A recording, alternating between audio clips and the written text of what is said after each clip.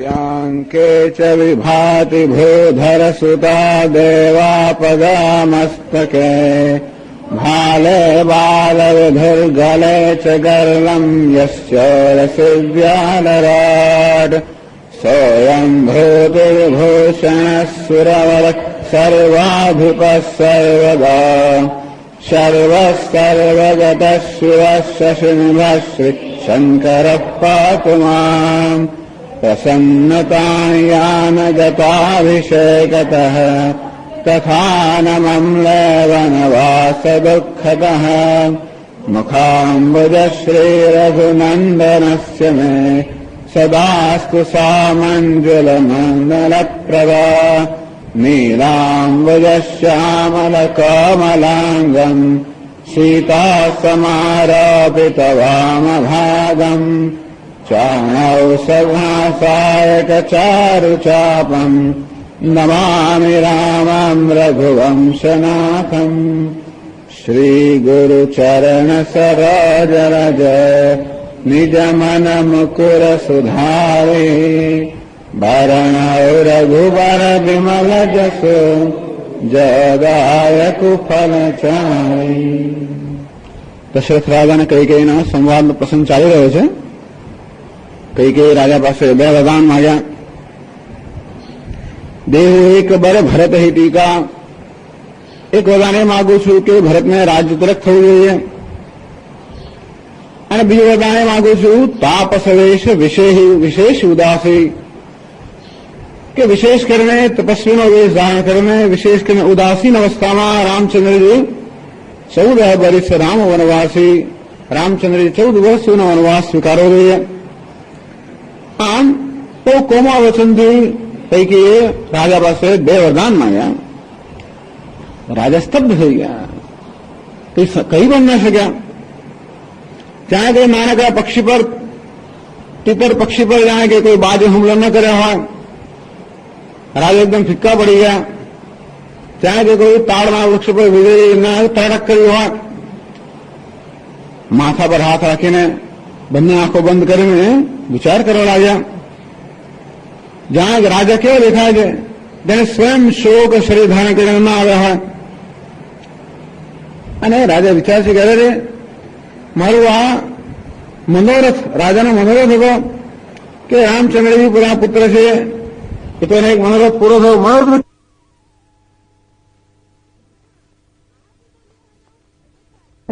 આ ફળ આવેલા કલ્પવૃક્ષો આવવાની તૈયારી છે, એવા કલ્પવૃક્ષને જળથી ઉખાડી નાખ્યું. એટલું જ નહીં, અયોધ્યામાં આ બધા દુઃખ અને શોકનો એક પાયો ન રચી દીધો હોય. અરે આ સ્ત્રીના વિશ્વાસમાં તો બધું જ ખોયું. જેમ કોઈ યોગી હોય કે સંન્યાસી હોય, એની સિદ્ધિનો સમય આવ્યો હોય, અંત સમયે અવિદ્યા અનેક પ્રકારના અવરોધો મૂકીને જેમ એની સિદ્ધિમાં બાધા લાવે, અંતે રીતે આ દશરથ રાજાની સિદ્ધિનો સમય આવ્યો. આ કઈ રીતે અવિદ્યાએ અનેક અવરોધ રૂપી મૂકીને એમની સિદ્ધિમાં બાધા લાવી.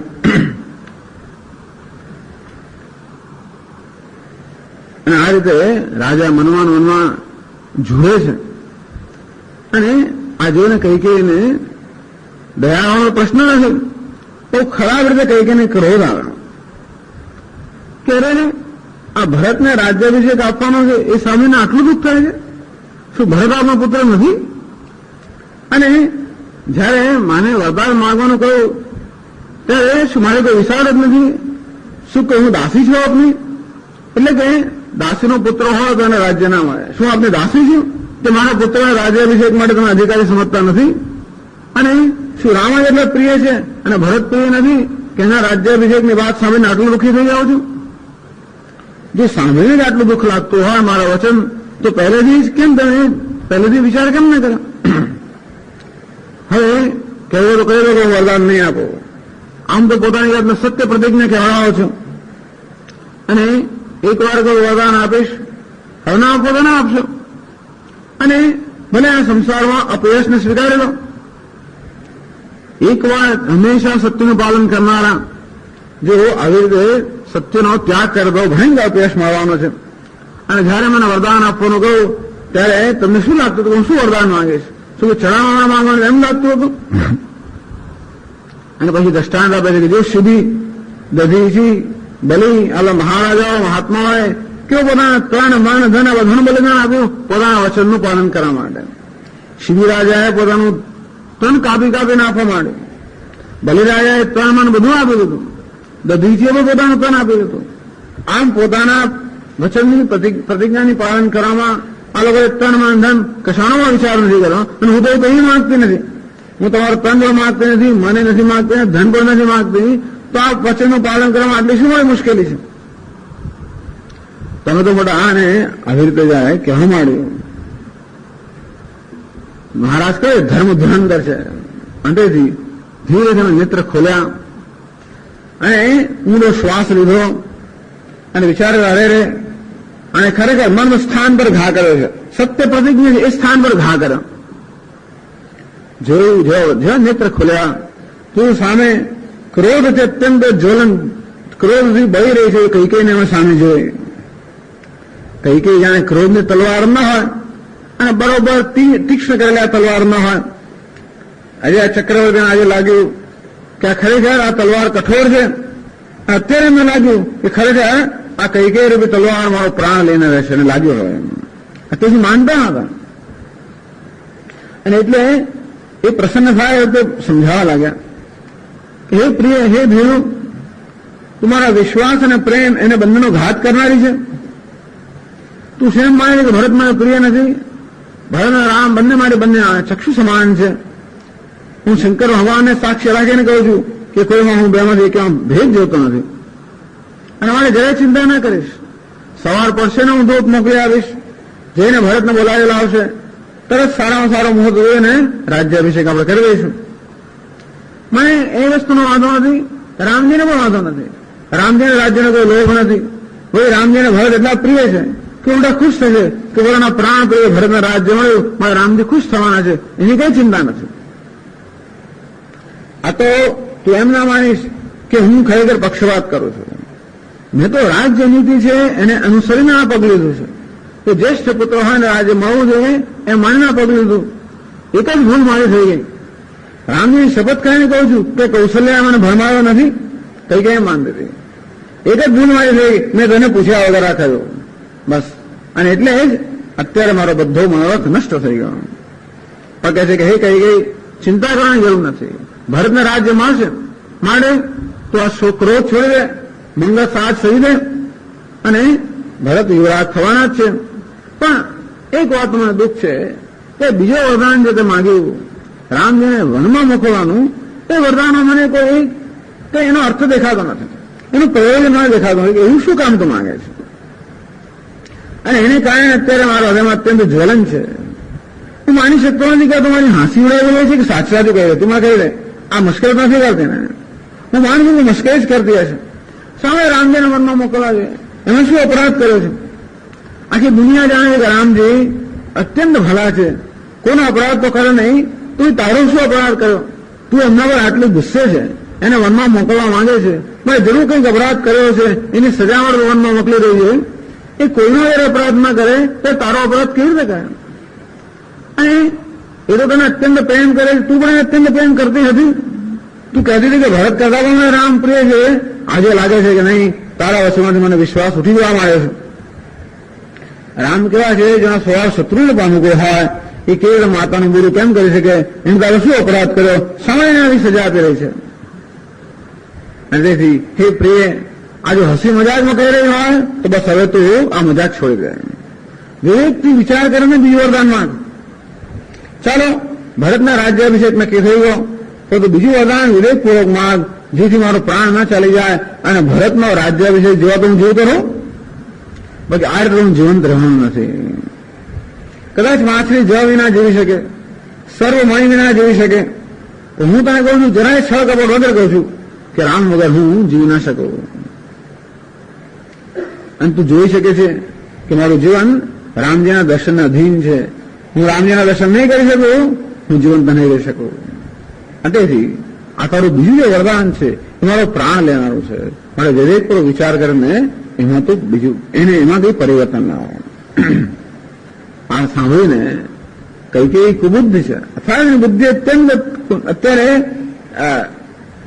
બુદ્ધિ અત્યંત વિકૃત થઈ ગઈ છે. અને આ વચન સામે રાજા વહી એકદમ બળી ગઈ પાછી અંદરથી.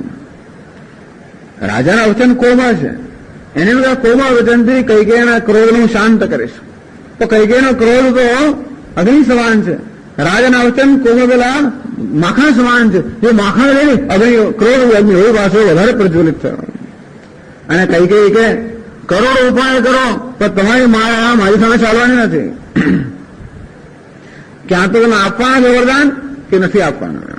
વરદાન આપો અથવા ના આપો અને અપયશ સ્વીકારી લો. આ બધો પ્રપંચ મને સારો લાગતો નથી. મને ખબર છે રામ કેટલા સાધુ છે અને તમે કેટલા સાધુ છો અને કૌશલ્ય કેટલી સાધુ છે. આ બધું આજે જોઈ લીધું. એટલે મંથરાએ આ એક મોટું કામ કર્યું. કૈકેયીના મનમાં જે દશરથ રાજા પ્રત્યે વિશ્વાસ હતો, રામચંદ્ર વાળે પ્રેમ હતો અને કૌશલ્યમાં માર હતો, આ બધી વસ્તુ એને નષ્ટ કરી નાખી. એ કે હું જાણું છું કે આ બધાનું કારણ કોણ છે, કૌશલ્ય બધાનું કારણ છે, એને આપણે ભરવા આવે છે અને માટે એને એના કર્મનું બરોબર પરિણામ મળે એ પ્રકારે હું કરીશ. સવારના પહોરમાં મુનિવેશ ધારણ કરીને રામચંદ્ર વનમાં નહીં જાય તો હું પ્રાણ આપી દઈશ અને તમને અપયશ મળશે. એટલે આ વાત મનમાં વિચારીને હવે ફરી જે કરવું એ કરો એમ કહીને એ કુટીર સ્ત્રી ઉઠીને ઉભી થઈ ગઈ.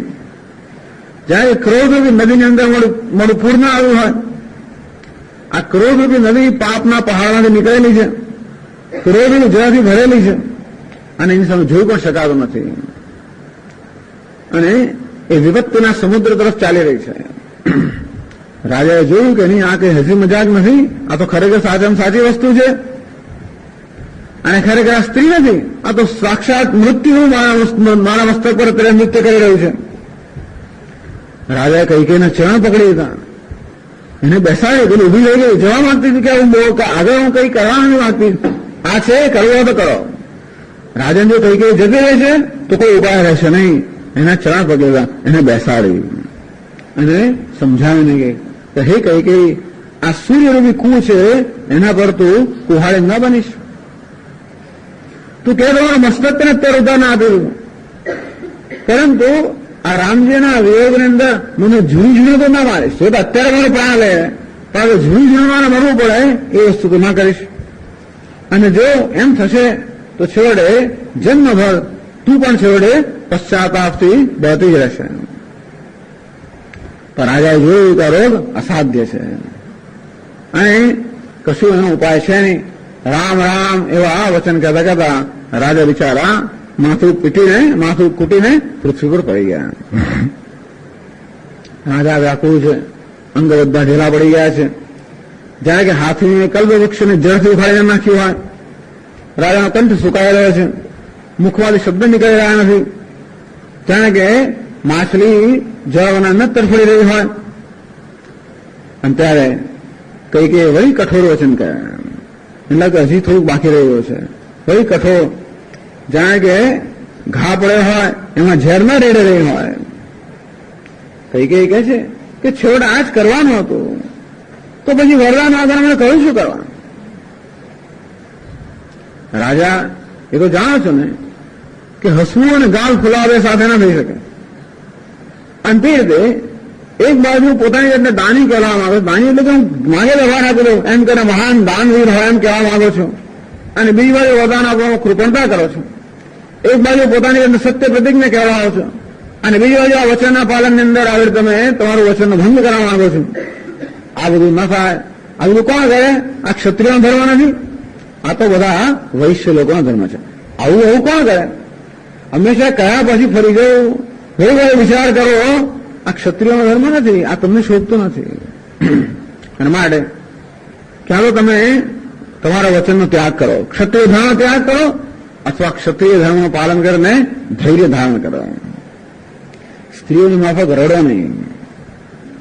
અને એક તો ખબર છે કે જે સત્ય પ્રતિજ્ઞ મનુષ્ય છે એમના માટે આ સ્ત્રી શું વસ્તુ છે? શરીર, સ્ત્રી, પુત્ર, ધન, સંપત્તિ, જમીન આ બધી કઈ વસ્તુ નથી જે સત્યનું પ્રતિજ્ઞાનું પાલન કરવા માંગે છે. એના માટે આ બધી શું વસ્તુ છે? શા માટે આ એક પુત્ર માટે આટલા રડારડ કરો છો? આ મર્મ સ્થાન મર વચન સાંભળ્યા રાજા હે કઈ તારો કાંઈ દોષ નથી.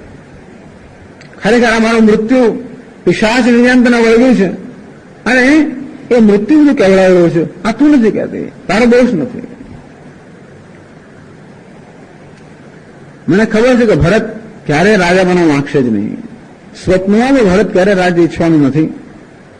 પરંતુ કોઈ કારણસર તારા હૃદયમાં કુબુદ્ધિ વાસ કરે છે અને આ બધા મારા પાપનું ફળ છે કે બ્રહ્માજી કે વિધિ આ સમયે પ્રતિકૂળ બની ગયા. ખરેખર આ બધા પાપનું પરિણામ છે.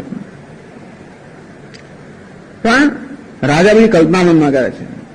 ત્યારે મને ખબર છે આ રામ વનમાં જશે, પાછા આવશે, એ બધા અયોધ્યા અત્યારે તો ઉજળી જશે, પછી અયોધ્યા એ પાછી બરોબર મનોરમ્ય થઈ જશે અને રામજીનો જ છેડે પ્રભાવ પડવાનો છે. અહીં જ છેડે ઉભુતા, અહીં જ પ્રભુતાની ખ્યાતિ થશે. બધા ભાઈઓ એના સેવક બને રહેવાના છે. ત્રણેય લોકમાં રામજીની પ્રશંસા થશે. આ બધું થવાનું જ છે. ભરત રાજ્ય સ્વીકારવાનો નથી, આ બધું થવાનું છે. પરંતુ અત્યારે તારું જે વર્તન છે એને કારણે આ તારું કલંક અને મારો પશ્ચાતાપ એ મર્યા છતાં પણ જવાનું નથી. અને માટે આ બધું સમજીને તને જ યોગ્ય લાગે તો કર, પણ મારી આંખો આગળ હટી જા, તારું મોં છુપાવે દે, ફરી મારી સામે જોઈશ નહીં. હું તને હાથ જોડીને કહું છું, જ્યાં હું જીવતો છું, હું જીવું ત્યાં તો બોલીશ નહીં. તને ખબર છે કે તું અભાગી છે, છેવટે પસ્તાવાની છે. કારણ કે ઘણી વાર એક નાની વસ્તુ ગાયના આંતરડામાંથી કંઈક કાઢવા માટે એ લોકો આખી ગાયનો વધ કરી નાખે. પેલા આંતરડામાંથી એક વસ્તુ કાઢવા માટે તો આખી ગાયનો વધ કરી રહી છે. અંતે રીતે આખી અયોધ્યાને તો ઉજ્જળ બનાવી રહી છે. આમ રાજાએ અનેક સમજાવવાનો પ્રયત્ન કર્યો અને છેવટે એ બિચારા જમીન પર પડી ગયા. કઈ અત્યંત ચતુર છે, કુશળ છે, કોઈ કશું બોલતું નથી. રામ રામ કહેતા કહેતા રાજા અત્યંત વ્યાકુળ છે. જાણે કે પાંખ હવે પંક્ષી ન તરફડી રહ્યું હોય. મનમાં હવે રાજા કલ્પના કરે છે, હવે કોઈ ઉપાય રહ્યો નથી, કઈ કોઈ માનવાનું નથી. મનમાં રાજા વિચાર કરી રહ્યા છે, મનમાં મનોરથ કરી રહ્યા છે. એવું બને કે સવાર જ ના હોય તો સારો. સવાર થાય તો રામના મનમાં જવું પડે ને, બસ સવાર ના થાય તો કેવું સરસ. અને કોઈ રામજીને કહે જ નહીં કેવું થાય. એમને ચિંતા હતી કે જો કોઈ રામજીને જઈને કહી દે છે તો સવારની રાહ જોવા વગર તો જતા રહેશે. અને માટે કોઈ રામજીને કહે નહીં અને સવાર ના થાય કેવું સારું. એટલે આ રઘુકુળ જે સૂર્યવંશ છે, સૂર્યના ખૂબ દેવતા છે. એટલે સૂર્યને એ એક પ્રાર્થના કરે છે કે હે રઘુકુળના ગુરુ, હે સૂર્ય દેવતા, આપ કૃપા કરો, આપનો ઉદય જ ન થાય. કારણ કે આપને જો અયોધ્યાના હૃદયની અંદર શું જે વેદના થશે. અને માટે તુલસીદાસજી કહે છે કે રાજાનો પ્રેમ અને કૈકેયીની કઠોરતા એ બે બનાવીને બ્રહ્માજી હદ કરી નાખી, વિધિ હદ કરી નાખી. રાજાનો પ્રેમ અને કૈકેયીની કઠોરતા. રાજાને વિલાપ કરતા કરતા સવાર થઈ ગઈ. દ્વાર પર વીણા, વંશી, શંખ આવા ધ્વનિ, મંગળ ધ્વનિ થવા લાગ્યો. ભાટ બધા વિરુદ્ધ બોલવા લાગ્યા, ગુણગાન કરવા લાગ્યા. આવું સાંભળે રાજા હૃદયમાં આ મંગળ ધ્વનિ સાંભળીને હૃદયમાં બાણા લાગતા હોય. અત્યારે મંગળ વસ્તુ જરાય સારી લાગતી નથી. જેમ સતી થવાની હોય કોઈ સ્ત્રી, એને બધો મંગળ સાથ સજાયો, એને જરાય ન સારા લાગે, ત્યારે મંગળ ધ્વનિ વગર રાજાને જરાય સારા લાગતા નથી. કારણ કે એ પણ એમનું મૃત્યુ તરફ જઈ રહ્યા છે. કહે છે તુલસીદાસજી કે રાત્રે કોઈ ત્યાં સૂતું જ નહીં અયોધ્યામાં. રાજા આ દુઃખમાં ના સૂઈ શક્યા, કઈ ક્રોધમાં ના સૂઈ શકી, અને અયોધ્યાના નગરજનો ઉત્સાહમાં ના સૂઈ શક્યા. રાત્રે કોઈ સૂતું જ નથી. અહીંયા આગળ દ્વારાજાના દ્વાર પર મંત્રીઓ સેવકોની ભીડ થઈ ગઈ. સૂર્ય ઉદય થયો અને બધા કહેવા લાગ્યા, હજી કેમ રાજા જગતપતિ હજી કેમ જાગૃત થયા નથી? તો શું કારણ છે જેને કારણે હજી રાજા જાગ્યા નથી? હંમેશા રાજા તો સૂર્યોદય શું બ્રાહ્મ મુહૂર્તમાં જાગનારા છે. અને આશ્ચર્યની વાત છે કે રાજા હજી જાગૃત થયા નથી. બધાએ સુમંત્રજી મહામંત્રી હતા વિનંતી કરી કે આપ જાઓ, રાજાએ આજ્ઞા પ્રાપ્ત કરો અને તમે એને કરવાનું કરો, આ રાજ્યાભિષેકનું કાર્ય છે આગળ વધારો. ત્યારે બધાની આવ્યું તો વચન સાંભળીને સુમંત્રજી મહેલમાં ગયા. જેવા ગયા મહેલ તો એવું ભયંકર દેખાવા મળે એમને, જાણે કે કોઈ સ્મશાન સમાન ના હોય, જ્યાં ખાવા ન ખાવા વાળતું હોય, જોઈ શક્યા નહીં. અને વિપત્તિને વિશાળ ચારે બાજુ જાણે કે આમ ન ફેલાઈ ગયો હોય એવો ભયંકર અમને આ રાજમહેલ દેખાવા લાગ્યો. બધાને પૂછે કે રાજા ક્યાં છે, કોઈ ઉત્તર જ ના આપે. દાસીઓ કોઈ ઉત્તર આપે જ નહીં, કોઈ આ વસ્તુનો દોષ લેવા તૈયાર જ નહોતો. છેલ્લે સુમંત્રજી ચારે બાજુ ખોદા ખોદા જ્યાં કોપ હોવાનો ત્યાં આવી ચડ્યા. આવીને જોયું તો રાજા બિચારા અત્યંત ફિક્કા પડી ગયા છે, પૃથ્વીઓ પડી ગયા છે, ત્યારે કમળ એના મૂળમાંથી ન ખોઈ ગયું હોય. મંત્રી બિચારા ડરના મારે કંઈ પૂછી શકતા નથી. અને ત્યારે અશ્રુ બધી ભરેલી કૈકેયી બોલી, એને લાગે બોલવું પડશે. એટલે કૈકેયી સુમંત્રીજીને કહે, આખી રાત રાજાને નિદ્રા આવી જ નથી, ભગવાનને શું કારણ છે? બસ રામ રામ રટન કરતા કરતા આખો દિવસ આખી રાત સૂર્ય આવે પડી રહ્યા છે, એમને એમ કદાચ સવાર પડી ગયો. પૂછીને રાજા કશું કહેતા નથી. એટલે કામ કરો છે સુમંત્રજી, જલ્દી જલ્દી રામનો રામ રામ રટન કરવા તો જલ્દી રામને બોલાવી લાવો. કૈકેયીને પણ ડર છે કે ક્યાંક જો રામચંદ્ર કોઈ બીજા સમાચાર આપી દેશે અને બીજી કંઈક યોજના કરશે તો વળી પાછું એની યોજના પાર નહીં પડે.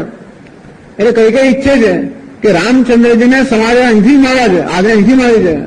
એટલે સુમંત્રને કહે છે કે જાઓ તાત્કાલિક રામજીને બોલાવી લાવો. અને પછી આવીને સમાચાર પૂછવા, પહેલા સમાચાર પૂછવાની જરૂર નથી, પેલા રામને બોલાવો. કૈકેયીની આજ્ઞાનું પાલન ના કરે સુમંત્ર. એમને રાજા સામે જોયું. રાજા તો મુખ હતા, છતાં રાજાને તો કોઈ ઉપાય છે નહીં, રામને બોલાવે છે છૂટકો નથી. એટલે એમણે આજે તો મૌન ના જાણે કે આજ્ઞા આપી સુમંત્રને. આમ આવી મૌન આજ્ઞા પ્રાપ્ત કરીને સુમંત્ર ગયા. મંત્રી બિચારા શોકથી વિહવા છે, એટલે કંઈક ખરાબ થયું લાગે છે. આ કોપ હોવાના છે, કઈ કોપ કરતી છે, કંઈક રામજીનું ખરાબ થવાનું છે, એમાં અત્યારે શોકમગ્ન થઈ ગયા. અને વિચારે છે કે અરે કેમ રાજાને રામને કેમ રાજા બોલાવવા માંગતા હશે. અને ત્યારે પછી એમણે મનમાં સમાધાન કર્યું. ગમે એમ કરીને લોકો પૂછવા લાગ્યા, કેમ જાઓ છો, કેમ રામજીને બોલાવો છો? ગમે એમ કરીને સુમંત્રજીને જવાબ આપ્યો. અને રામચંદ્ર જ્યાં હતા એમના મહેલમાં ગયા. રામજી જેવા સુમંત્ર જેવા એનો તરફ આદર કર્યો, કારણ કે રામજી સુમંત્રને પિતા સમાન ગણતા હતા. એ પ્રકારે એમનો આદર કર્યો. અને સુમંત્રજી પહેલા રામજીના દર્શન કર્યા. એમને દર્શનના જ એકદમ આતુર. દર્શન કર્યા પછી એ આ વચન બોલ્યા, હે રામજી, રાજાએ આ પ્રકારની રાજાની આજ્ઞા કેવડાવી કે રાજા આપને તરત ત્યાં બોલાવે છે. અને રઘુકુલ દીપક રામચંદ્રજી એમને સાથે લઈને ગયા. પણ જેવી રીતે રામચંદ્રજી મંત્રી સાથે જઈ રહ્યા છે, લોકો જોઈ રહ્યા બધા. આવી રીતે કેમ ચાલતા ચાલતા જઈ રહ્યા છે? અત્યારે આ સમય નથી. ખરેખર જો એમનો રાજ તિલક થવાનો હોય તો એકદમ ઠાઠ મારથી જઈ રહ્યા હોય, એના બદલે રામજી એકલા એકલા આવા કોઈ પ્રકારનો સારો વેશ ધારણ કર્યા વગર જઈ રહ્યા છે. લોકોને એમને ખૂબ શંકા પડવા માંડી. આ ખરેખર સમય ઉચિત નથી. અને લોકો પણ ખૂબ વિષાદ કરવા આવ્યા. આ સુધીનો પ્રસંગ આવ્યો છે. 39નો જે દોહા છે, ચાલો એનો હવે પાઠ કરીએ.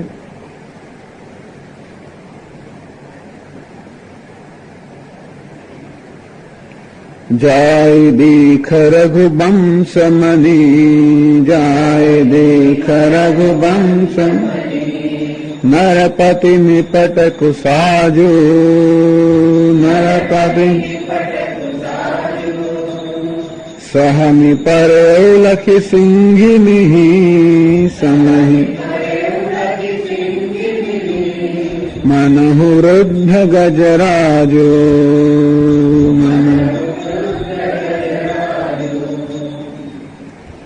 જાય દીખ રઘુવંશમની. સુમંત્રજી પાછા આવ્યા અને રાજા રઘુવંશમની, આ રઘુવંશમની મણી સમાન છે રાજા, એની અત્યંત ખરાબ હાલતમાં જોઈ. નરપતિ નિપટ કુસાજુ, રામચંદ્ર પણ જોયું કે અરે રે અત્યંત કુશા અસ્તવ્યસ્ત રીતે રાજાને જોયા, જમીન પર પડેલા.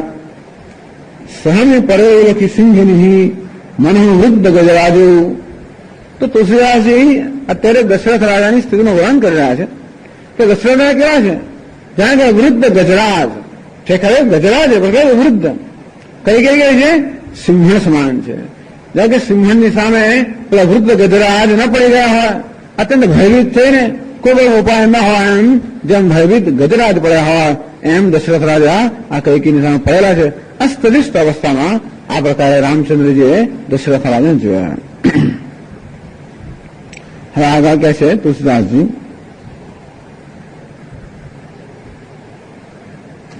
સુખ અધર જરઈ સબ અંગો, સુખ અધર જરઈ સબ અંગો, मनहु दीन मनिहीन भुवंगो, मनहु दीन मनि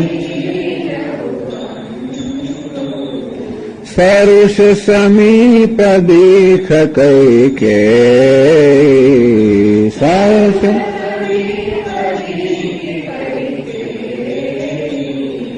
मानहु नीचु घरी गनिले, मानहु नीचु घरी करुणामय मृदु राम सुभाव, करुणा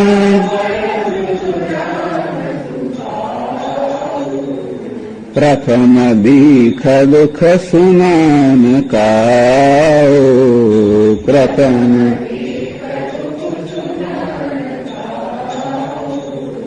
तदपि धीर धरि समो विचारे, तदपि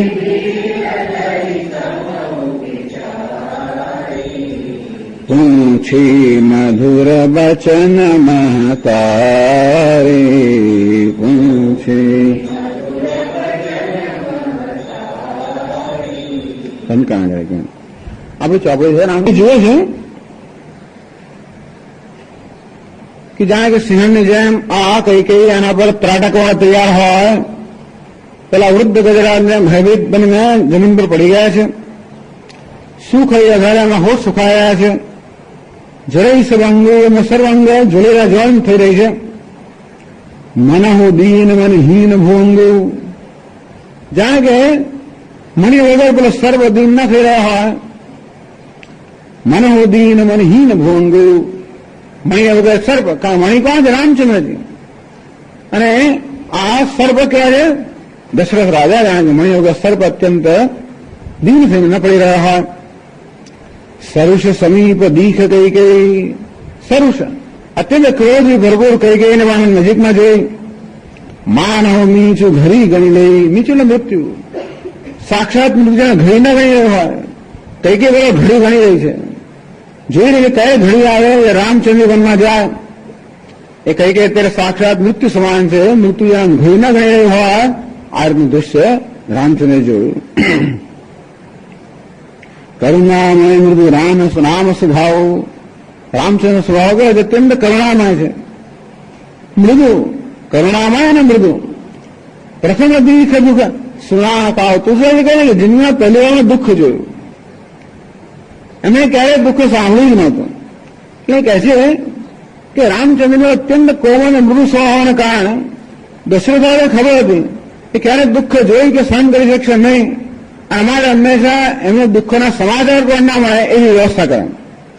કોઈને દુઃખ પડે એવું સાંભળે તો તરત એનો ઉપાય કરે જેથી કે આ વાત રામચંદ્ર જાય જ નહીં. અત્યાર સુધી રામજીએ દુઃખવાન સાંભળ્યું પણ નહોતું, જોવાનો પ્રશ્ન નથી. પહેલી જ વાર એમણે આ દુઃખને નજરમાં જોયું. તદપી ધીરે ધરી સમૂહ વિચારી, તો પણ અત્યંત ધીરે ધારણા કરી, સમયનો વિચાર કર્યો અને ધીરે ધારણા કરી. પૂછ મધુર વચન મહતારી, રાજાને પૂછી શકાય એમ હતું જ નહીં. અને મારે અત્યંત મધુર વચનમાં એમણે માતાજીને પૂછ્યું. કે છે આગળ,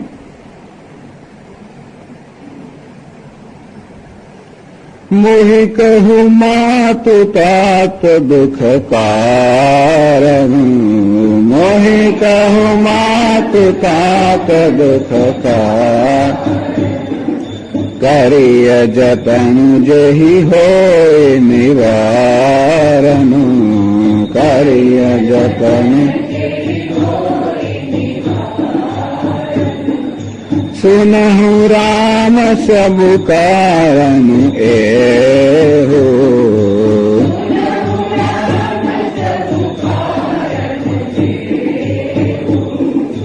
राजहि तुम पर बहुत स्नेहो राजहि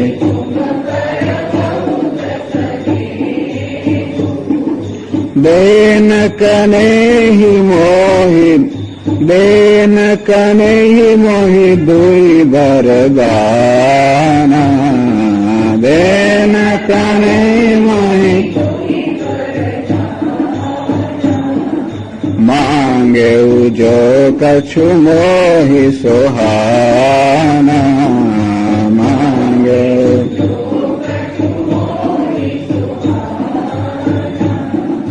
सो सुनि भयो भूप उर सोचो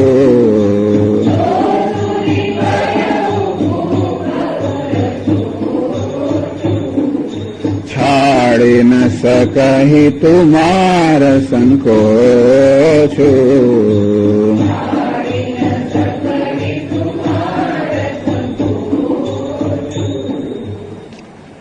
રામચંદ્ર કોમળવાણીમાં કૈકેયીને પૂછે છે મોહી કહો માતું તાત દુઃખ કારણ હે માતાજી આ પિતાના શું દુઃખનું કારણ છે આપ જ મને કહો એ તો કહી શકતા નથી કરીએ જતન એહી હોય નિવારણ અંતેથી આપણે યત્ન કરીએ જેથી મહારાજના દુઃખનું કારણ દૂર થાય એવું આપણે યત્ન કરીએ માટે આપ મને દુઃખનું કારણ કહો કૈકેયી કહે છે સુનહુ રામ સબુ કારણ એવું હે રામ સાંભળો આ કારણ એક જ છે શું કારણ છે રાજ તુમ પર બહુત સ્નેહુ આ રાજાને તમારા પર અત્યંત સ્નેહ છે એક જ કારણ છે જો રાજા ખરેખર પિતા હોત તો બધા પુત્રો પર સમાન સ્નેહ હોત અને બધા પુત્રો પર સમાન સ્નેહ હોત તો ભરતને રાજ્ય મળે તો આવું કર્યું ન હોત કૈકેયી એમ માને છે કે રાજાએ આ રામચંદ્રજીને રાજ્ય તિલક આપવાનો નિર્ણય કરવામાં અન્યાય રહેલો છે શા માટે રામને તિલક આપવું જોઈએ શા માટે બીજા કોઈ પુત્ર નહીં અને માટે બધા પુત્રને સમાન ગણતા નથી આ તમને તમારો વિશેષ સ્નેહ હોવાના કારણે એમણે આ પ્રકારે અન્યાય પકડી લીધું છે અને આ તમારો સ્નેહ આ બધા દુઃખનું કારણ છે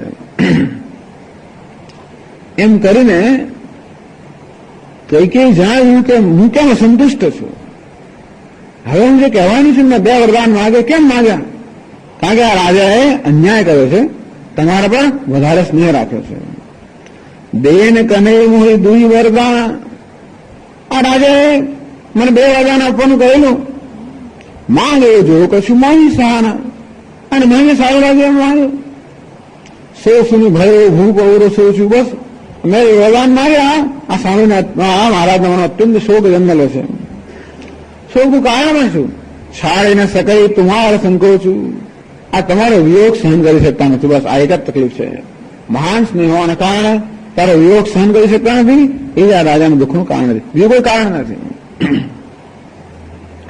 વાત તો સાચી જ છે ને સ્નેહ જ આ દુઃખનું કારણ છે એટલે 40મા દોહામાં કહે છે સુત સ્નેહુ ઇત બચન ઉત સુત સ્નેહુ ઇત સંકટ પર્યો નરેશુ સંકટ सकहु तो आयसु धरहु शिर सक मेटहु कठिन कलेशु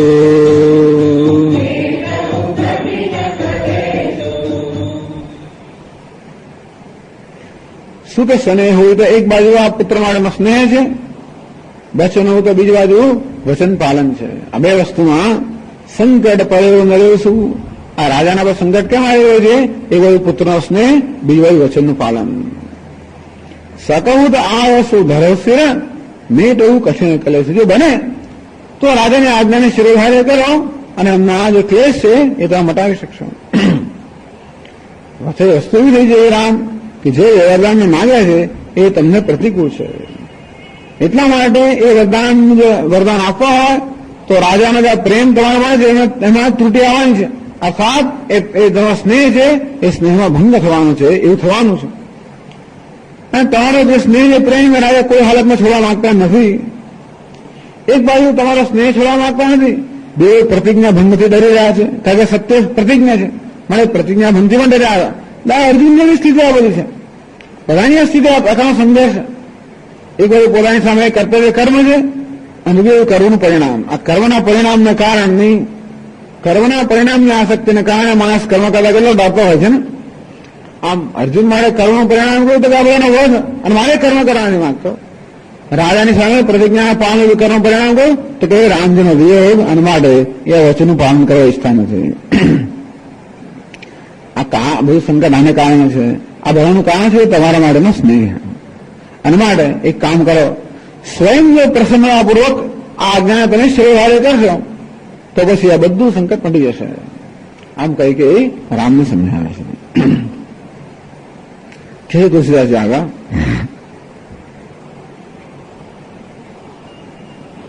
एक मिनट दिनेश भाई आप निभरक बैठ कहे कटुबानी, निभरक बैठ कहे कटुबानी, सुनत कठिनता अति अकुलानी, सुनत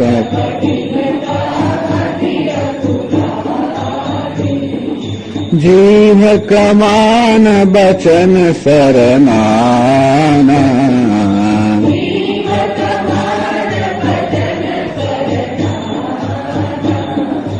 मन हो महिपु मृदु लक्ष्य समाना,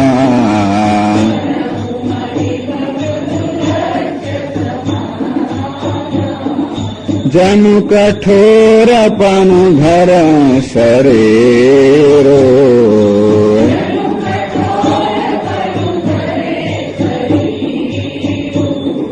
सिखाई धनुष विद्या बरबेरो,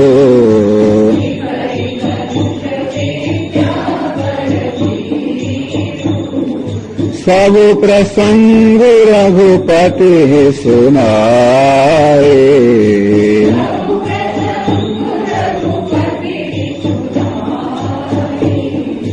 बैठी मन हो तन धरि निठुराए,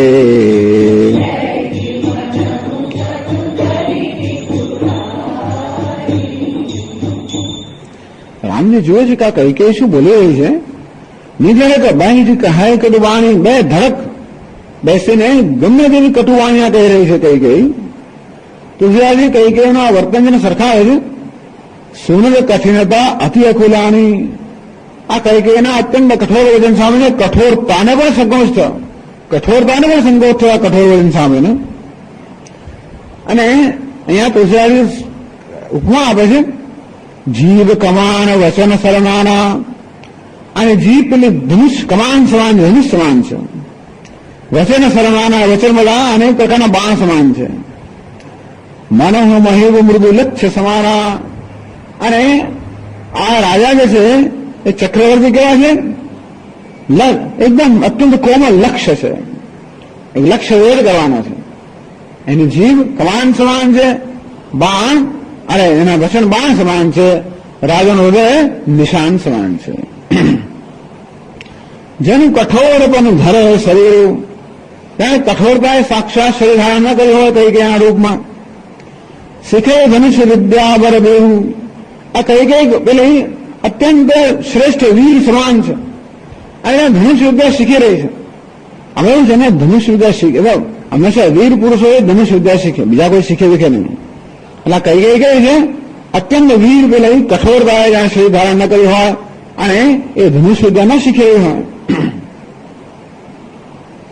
આમાં ધનુષ્ય વિદ્યા એવું છે ને, જયારે ધનુષ્ય વિદ્યા આપણે શીખતા હોય ફટાફટ એ લોકો જયારે લક્ષ્ય એને છેદતા હોય, એક જ કામ કરો, ધનુષ્ય વિદ્યા શીખતો હોય એ શું કરે, એને તો ખરેખર એને શીખવાને કારણે, શીખવાની ઈચ્છા હોવાને કારણે લક્ષ્યની તમે બામ આવ્યા જ કરે. તો લક્ષ્યને શું થાય છે એની ચિંતા હોય જ ને. આ લોકો જયારે રાઇફલ વગેરે એવું શીખતા હોય છે ત્યારે સામે જે પણ લક્ષ્ય હોય ફટ માર્યા કરે, એનું શું એની ચિંતા હોય નહીં. પેલા જયારે બોક્સિંગ શીખતા હોય તો લોકો પંચિંગ બેગ રાખતા, ધડાધડ. એ બેગનું શું થાય ભગવાન જાણે. કારણ કે માણસ પોતે અત્યારે જે ટ્રેનિંગ લેવાનું છે એની અંદર એટલો બધો મગ્ન છે કે એને કારણે પેલા શું થાય છે એની ચિંતા હોતી નથી. તો એમ કહી કે ધનુષ વિદ્યા શીખવાને માટે વીર વર ન હોય અને રાજાના બધું કોમળનું પેલું લક્ષ્ય છે ફટફટ અને નીકળે છે એના માટે એ ધનુષ વિદ્યા શીખવા માટે. અને એટલા માટે આપણે લક્ષ્યનું શું થાય એની કોઈ પ્રકાર છિન્ન ભિન્ન થઈ જાય એને કોઈ ચિંતા નથી. સૌ પ્રસંગ રઘુપતિ સુનાય, બધો પ્રસંગ કઈ કે એ રાજા આ રઘુપતિને રામચંદ્ર સંભળાયો, બધું સંભળાયું. અત્યંત નિષ્ઠુર વચન બધા સંભળાયા કે કેવી રીતે 2 વરદાન રાજા પાસે માંગ્યા કે મારી પાસે 2 વરદાન હતા, રાજા પાસે થાપણના રૂપમાં રાખેલા હતા.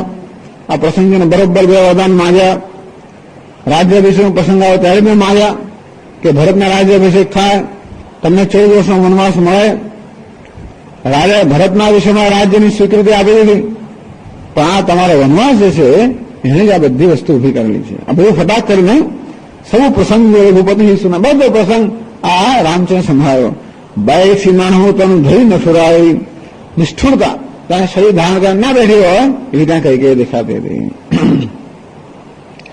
ટૂંકમાં રામજીએ પૂછેલું કે પિતાજીના દુઃખનું શું કારણ છે એ જરા આપ મને કહો તો હું નિવારણ કરીએ. એટલે રામ દુઃખનું કારણ કરી દીધું. શું કારણ છે? આ તારું વનવાસ જવું આ દુઃખનું કારણ છે. બસ હવે એટલે રામજીને પણ કઈ કઈ દશરથ આપણે નિષ્ઠુર છે જ, રામજીને પણ સંભળાયું કે દુઃખનું કારણ જાણી ગયું, તારે વનવાસ જવાનું છે તે છે, હવે જે કરવું એ કરો. એટલે રામજીની સ્થિતિનું સમાધાન કરે છે તુલસીદાસજી. થઈ ગયું? Is it better? I think. મન મુસ્કાય ભાનુકુલ ભાનુ, મન મુસ્કાય ભાનુકુલ, રામ સહજ આનંદ નિધાનો, રામ સહજ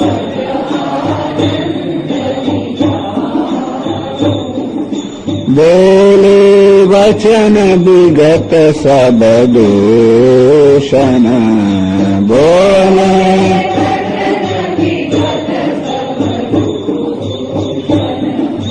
મૃદુ મંજુલ જનુ બાગ વિભૂષણ,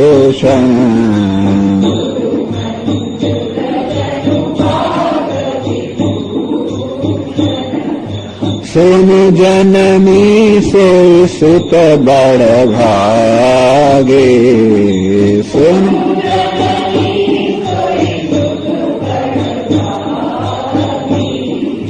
જો પિતુ માતુ બચન અનુરાગે,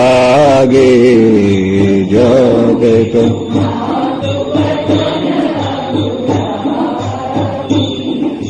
તનય માતુ પિતુ તોષણ હારા,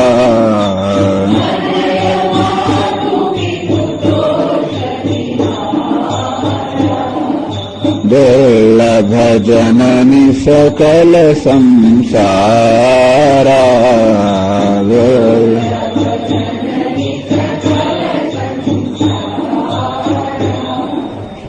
રામજી કઈકેના વચન સાંભળ્યા. મન મુસ્કાય ભાનુકુલ ભાનુ, ભાનુકુલ ભાનુ સૂર્યકુળના પણ સૂર્ય સમાન રામચંદ્ર મનમાં સ્મિત કરવા લાગ્યા. કેમ? મનમાં એ સ્મિત કરી રહ્યા છે, એમને આમાં કઈ દુઃખ દેખાતું નથી.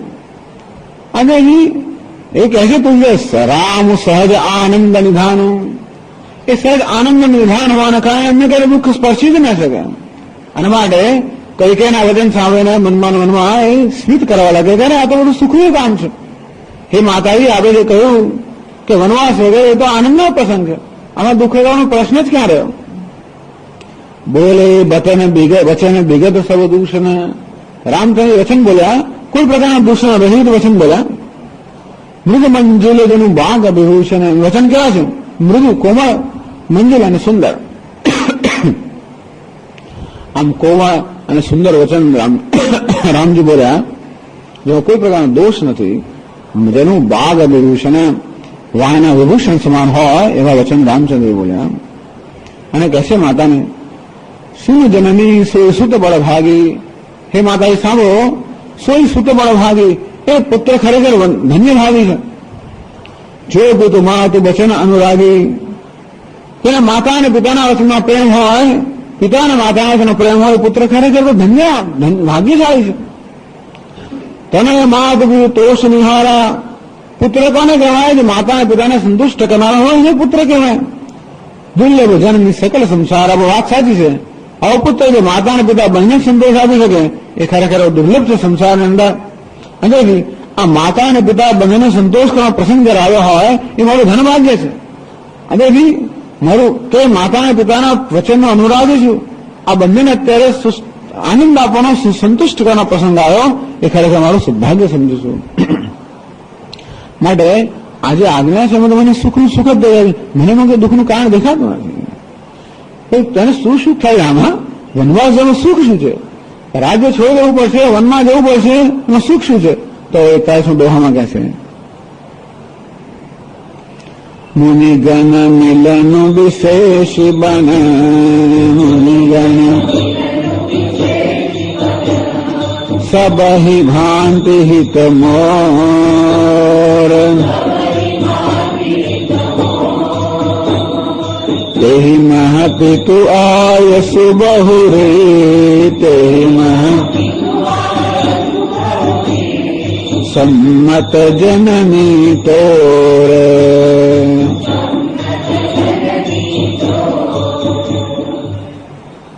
રામજી કહે છે, મુનિગણ મિલન બસેશી વિશેષી જન, વનમાં ખાસ કરીને ઋષિમુનિનો સમાગમ થશે. સબઈ ભાંતિ તમો, એનાથી વધારે હિતજનક વસ્તુ શું હોય? સત્સંગથી વધારે કલ્યાણજનક વસ્તુ હોય જ ના શકે.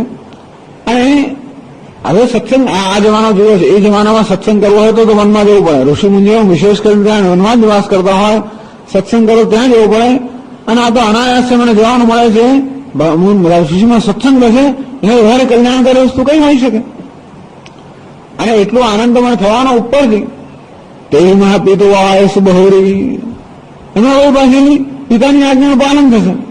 સંમત જનની તો, અને માયામાં તારી પણ સંમતિ છે. એવું છે બીજું, પિતાની આજ્ઞાનું પાલન, માની સંમતિ, ઋષિઓનો સમાસ સહવાસ, અને આ રાજ્યની ધોરામાંથી મુક્તિ, ચાર અન્ય કારણમાં. રાજ્યના ભારમાંથી મુક્તિ, વનની અંદર મુક્તિ, ઋષિમુનિઓનો સત્સંગ, પિતાની આજ્ઞાનું પાલન અને માતાને સંતોષ. માતા મને તો આ પાલન, વચનના પાલનમાં સુખનું સુખ જ દેખાય છે, મને ક્યાં દુઃખ દેખાતું નથી. એથી પણ આગળ કહે છે, ભવતુ પ્રાણ પ્રિય પાવહી રાજો, ભરતુ પ્રાણ પ્રિય વિધિ સબ વિધિ મોહી સન્મુખ આજો,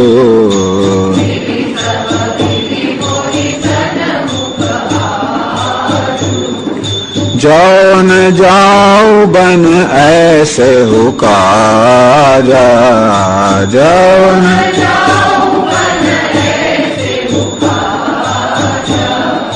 प्रथम गणीय मोहि मूढ़ समाजा,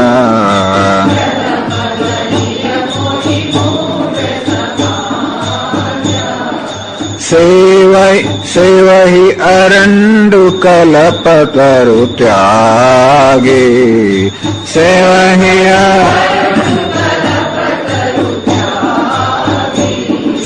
परिहरि अमृत लेहि विषु मांगे,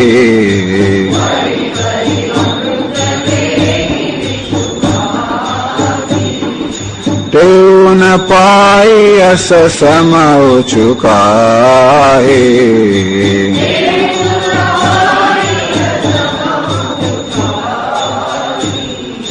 तेन पाई अस समौ चुकाए,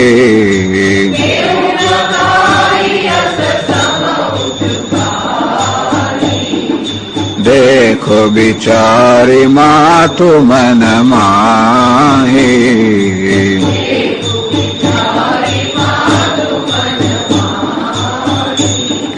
चार तो कारण राम जी कहा, एक तो ऋषि मुनिનો સત્સંગ, પિતાની આજ્ઞાનું પાલન અથવા ધર્મનું પાલન, માતાની સંમતિ, ભરત પ્રાણ પ્રિય પાવ હે રાજુ, એથી પણ વધારે ભરત જે મારો અત્યંત પ્રાણ પ્રિય છે એને રાજ્ય મળશે. અને એથી હંમેશા લોકો બધા યેષામ અર્થે કાંક્ષિત રાજ્યમ ભોગવા સુખાની ચ. અર્જુન કહે છે કે જેના મારા પ્રિયજનો મારા રાજ્યને ભોગવું ઈચ્છું છું. રામજી કહે છે રાજ્યનો હેતુ શું, અર્થ શું? તો કે મારો પ્રિય ભરત છે અને રાજ્ય પ્રાપ્ત થાય એથી વધારે આનંદની વસ્તુ કઈ હોઈ શકે? વિધિ સર્વ વિધિ મોહી સન્મુખ આજુ. જણાય છે કે વિધિ અર્થાત વિધાતા બધી રીતે અત્યારે અનુકૂળ થઈ ગયા છે. જવું ને જાઓ બને એસે એવું કાજ. આવા સમય જેવું મનમાં ન જવું, આવા કામ માટે એવું મનમાં ન જવું. સમાજ શિરોમણી કેમ? તો મૂર્ખ કોને કહેવાય? પોલેટ કહે છે શિવ અરંડુ કલ્પતરુ ત્યાગી. મૂર્ખ કોને કહેવાય? કલ્પ વૃક્ષનો ત્યાગ કરીને એરંડાનું સેવન કરે. એરંડાનું કોઈ કિંમત જ નથી. ખાલી એ તો કશું કોઈ જયારે કોઈ રણ હોય એમાં આ એરંડો હોય ત્યારે એને આપણે પ્રધાન ગણીએ. બાકી ઉજ્જડ ગામમાં એરંડો પ્રધાન છે, બાકી એરંડાની કોઈ કિંમત ના હોય. જે મનુષ્ય કલ્પ વૃક્ષ અર્થાત બધી ઈચ્છાઓ પૂર્ણ કરનાર એ વૃક્ષ છે એને ત્યાગીને જે એરંડો ગ્રહણ કરે એ મૂર્ખ કહેવાય. પરિહરી અમૃત લઈ વિષ માગી. અને અમૃત સપોની સામે હોય એનો ત્યાગ કરીને વિષ માગીને લપાશો, આને મૂર્ખ કહેવાય. પણ આ બધા આવો મૂર્ખ તો હોય એ મૂર્ખનો પણ શિરોમણી કોણ કહેવાય? એ આવો મૂર્ખ હોય તો આ તક ના ચૂકે. રામચંદ્ર કહે છે કે આવો જ મૂર્ખ હોય જે કલ્પતરનો ત્યાગ કરીને એરંડો સ્વીકારે કે અમૃતને છોડીને વિષ ગ્રહણ કરે, એવો મૂર્ખ આ તક તો ના ચૂકે. તેઓનું પાય સમૂહ ચુકાય. એવો માણસ પણ આ અવસર ચૂકે નહીં. દેખો બિચારી મા તો મનમાં માતાજી. એટલે મૂળ છે જેને વિવેક ના હોય, શું ગ્રાહ્ય છે શું ત્રાજ્ય છે એનો વિવેક ના હોય, શું સેવ્ય છે શું અસેવ્ય છે એનો વિવેક ના હોય, ના મૂર્ખ માણસ. એટલે એટલા માટે કલ્પતરો ત્યાગ કરે અને એરંડું ગ્રહણ કરે વગેરે વગેરે. આવા મૂર્ખ લોકો પણ ખરેખર આવી તક ના છોડે તો શું આ તક છોડવાનું છું? માટે હે માતાજી આ પોતે વિચાર કરો. આમાં તો આનંદથી બીજું કાંઈ નથી. આ વસ્તુ સમજવી મુશ્કેલ છે માતા માટે. મનમાં રામચંદ્રની સ્મિત એટલા માટે કરે છે કે જો આ માતાએ શું સ્વીકાર્યું છે. રામચંદ્રજી કહે છે કે જે કલ્પતરુનો ત્યાગ કરીને એરંડાનો સ્વીકાર કરે, માતાએ એવું જ કંઈ કહ્યું છે. ખરેખર રામચંદ્રજી મૂર્ખ નથી, પણ ખરેખર મૂર્ખ માતા મૂર્ખ છે. તમે આ પ્રકારનું વચનનું પાલન કરાવીને છેવટે રાજાના મૃત્યુને અહીંયા નિમંત્રણ આપો છો. આખી જિંદગી પશ્ચાતાપ તમારે કરવો પડશે. ભલે રાજ્ય સ્વીકારવાનું નથી. બધી રીતે મૂર્ખ કોણ છે એ માતા તમે વિચાર કરો. તે બુદ્ધિમાન મનુષ્ય જે રાજ્ય વગેરેનો લોભ કરતા નથી હોતા. એ જોઈએ સત્સંગ ખરેખર અમૃત સમાન છે, કલ્પતરુ સમાન છે. પણ સત્સંગને પ્રાપ્ત કરવાના એરંડા જેવું રાજ્ય છે, સુખ છે, એનો ત્યાગ કરવા મને કોઈ વાંધો નથી. અને આ ધર્મનું પાલન કરવું વગેરે અમૃત સમાન છે. અને એના માટે મારે ધારો કે વનમાં નિવાસ કરવો પડે એ વિષનો ત્યાગ કરવામાં કે વાંધો જ નથી. અને તે એને કરી માતા આપ વિચાર કરો કે આપ ખરેખર શું સ્વીકારી રહ્યા છો. બાકી મૂર્ખ લોકો આવી ક્યારે પસંદગી ના કરે. મનમાં વિચારનું કહે છે માતાને. આગળ કહે છે અંબ એક દુઃખ મોહી વિશેખે. અંબ એક નિપટ વિકલ નર નાયક દેખે.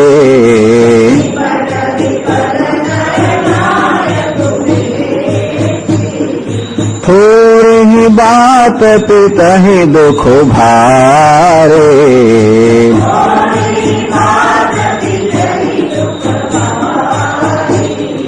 હોતી પ્રતીતિ ન મોહી મહતારે. હોતી પ્રતીતિ ન મોહી મહતા. રાવ ધીર ગુણ ઉદધિ અગાધો.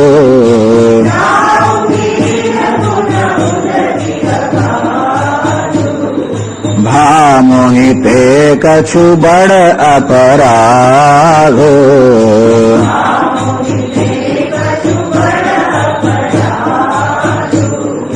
જાતે માતે મોહી જાતે મોહી ન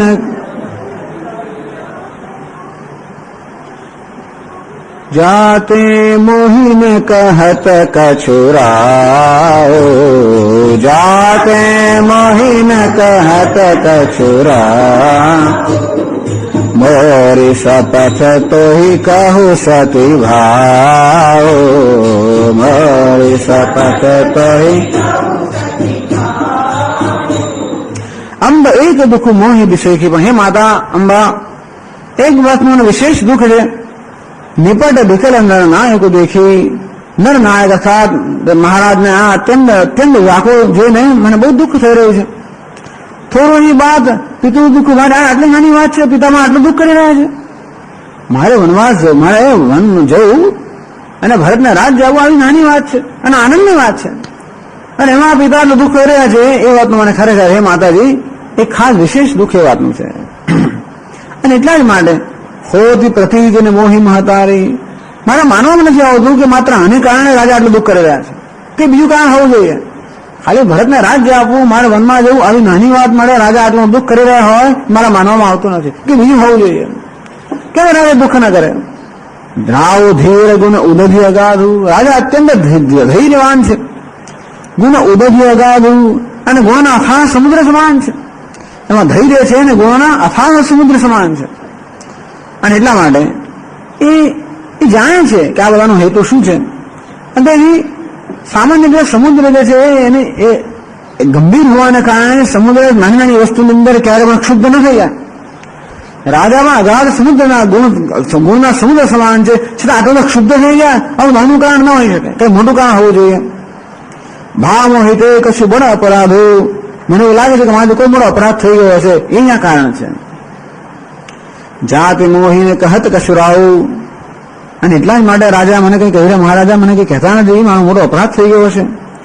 મોરી શબ્દ તો એ કહ્યું સતીભાવ, અને એની પછી માતાજી આપ મારી સાથે કઈ છુપાવો નહીં. રાજા કોઈ કારણ છે મને કહેતા નથી કે મારો શું અપરાધ થયો છે, પછી માતાજી આપ છુપાવો નહીં. મોરી શબ્દ પોતાને મને હું જાણું છું કે હું આપને અત્યંત પ્રિય છું, મારે હું મારા સોગંદ ગાઈને કહું છું. રામ જાણે છે કે કઈ કઈને સૌથી પ્રિય એ બોલે છે, ભરત કરતા પણ અત્યારે એવું હતું. અને એટલા માટે રામચંદ્ર કહે છે કે મારા સોગંદ ખાઈને કહું છું કે આપ મને જે હોય સ્પષ્ટ કહી દો, જરા મારે છુપાવશો નહીં. કંઈક મારો અપરાધ હશે, નહીં તો રાજા આટલા બધા ક્ષુબ્ધ થઈ ગયા એનું કોઈ કારણ મને દેખાતું નથી. સહજ સરલ રઘુબર બચન, સહજ કુમતિ કુટિલ કરી જાન, ચલઈ જોક જલ બક્ર ગતિ, ચલઈ જદ્યપિ સલિલું સમાન.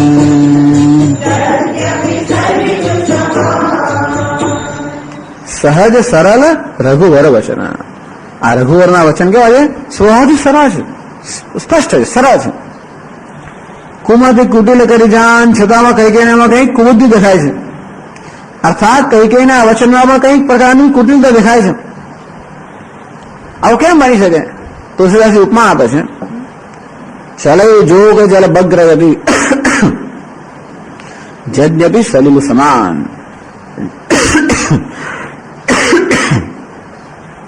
કે પાણી ખરેખર સમાન હોય એટલે કે એક જ સમાન સપાટી વાળું હોય તો બધું જળ હોય ને એ જળ હંમેશા વાંકી ચૂકી ચાલે. જળમાં સમાનતા હોય તો પણ જળની ગતિ વક્ર ગતિ હોય. તો રામજીના વચન અત્યંત સરળ છે. એ કે મારો અપરાધ થયો, મને શું અપરાધ? મેં જાણી જોઈને તો અપરાધ કર્યો તો મને ખ્યાલ છે જ નહીં. કંઈક મારો અપરાધ થઈ ગયો છે અજાણતા, અને શું છે મને ખબર નથી, પણ આપ મને કહો. આ બધા સરળ વચન અંદર પણ કઈ કઈને કઈક કુટિલતા દેખાય છે. પાપી સર્વત્ર શંકતે પાપમ, આ પાપી વસ્તુ એવી છે દરેક જણ પોતાના જેવું બીજાને માને, અને પાપી હંમેશા બધે પાપની શંકા કરે. એમ કઈ કઈ બધી જગ્યાએ કુટિલતાની વક્રતાની શંકા કરતી હોય, એમ રામજીના સરળ વચન અંદર પણ એને ક્યાંક કપટ દેખાય છે કે આ બોલે છે બહારથી, અંદર કંઈક બીજું હોવું જોઈએ. પણ એ બહારથી કંઈ કહ્યું નહીં. બહારથી તો ત્યાં પોતાનો મહાન પ્રેમ હોય એવું બતાવે છે કઈ કઈ રામજી માટે કે છે આગળ. रहसि राम राम रुख पाए, रहसि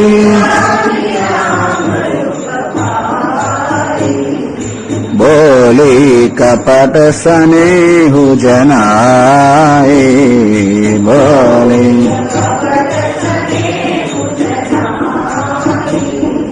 शपथ तुम्हारा भरत कै आना,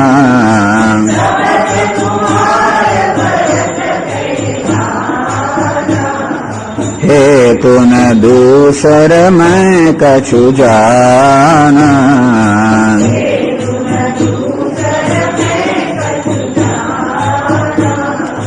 तुम अपराध जोग नहीं ताता,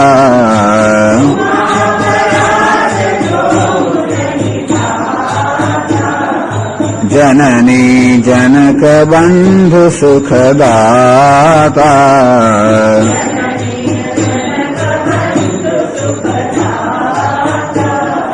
राम सत्य सब जो कछु कहूँ,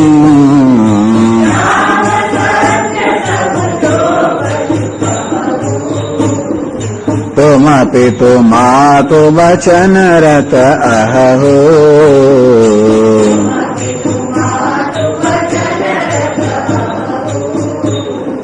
पिता ही बुझाई कहसु बलि सोए,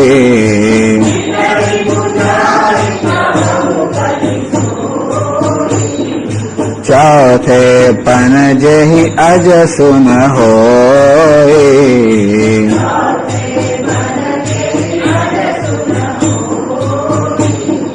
तुम सम सुवन सुकृत जहि दीने,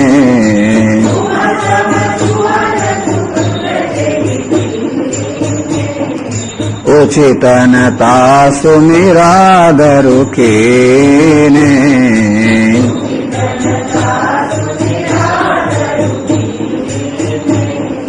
लागहि कुमुख बचन शुभ कैसे,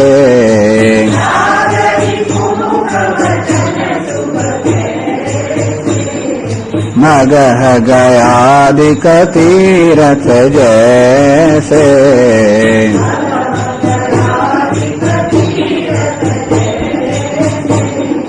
राम ही मातु बचन सब भाए,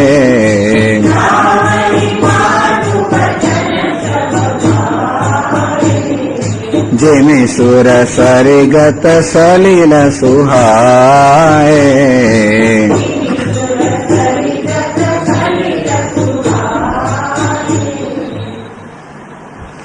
જ્યારે આ રીતે કઈ રામચંદ્ર વચનમાં સાંભળ્યા કે એ માતાજી મારો જ કે અપરાધ થયો હોવો જોઈએ, રાજાની તો આટલા બધું દુઃખી ન હોય, બાકી આ તો બહુ નાનકડું કારણ છે, શા માટે આટલું દુઃખ કરવાની જરૂર શું છે?